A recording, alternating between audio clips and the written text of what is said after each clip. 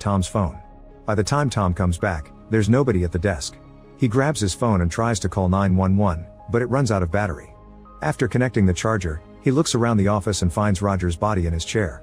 At that moment the killer comes back and sees the jacket at the door, so Tom grabs Roger's keycard and quickly hides in the closet, where he's startled by the lawyer's body. Meanwhile the killer begins dragging Roger's body while making a call on his own phone, complaining to someone because nobody was supposed to be up there. Suddenly Tom's phone gets enough charge to start ringing. The killer checks it out and after dismissing Anna's call, he discovers the video of his murder. He immediately deletes it and looks at the settings to find Tom's name and picture.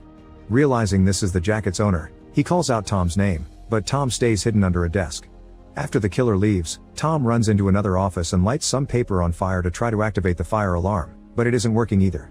Suddenly Tom notices someone in an office in the neighboring building, so he makes a bigger flame inside the trash can and pushes it against the curtains to start a proper fire. This gets the neighbor's attention and Tom makes a gesture to ask him to call for help. Unfortunately the killer smells something burning, so he grabs a fire extinguisher and rushes to the fire. Tom sees him and runs away before the killer comes inside to put out the flames, then he pretends he's using the phone so the neighbor won't call for help. Minutes later, Tom makes it to the reception and uses the computer to create a new keycard. The killer almost finds him, but he puts the computer in sleep mode and hides under the desk. After the killer leaves, Tom resets all the locks and now the killer can't use his card anymore. Afterward, Tom turns off most of the lights in the building and rushes to Alan's office, only to find him chatting with a woman. At that moment the killer shoots the office lock, so Tom hides behind the door. The guy seems to be familiar with Alan, but when the woman takes out a gun, he immediately kills her. Then he takes her gun and leaves, telling Alan to stay in his office.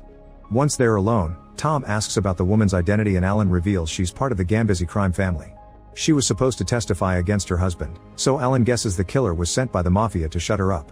At that moment they hear a weird noise and discover the killer is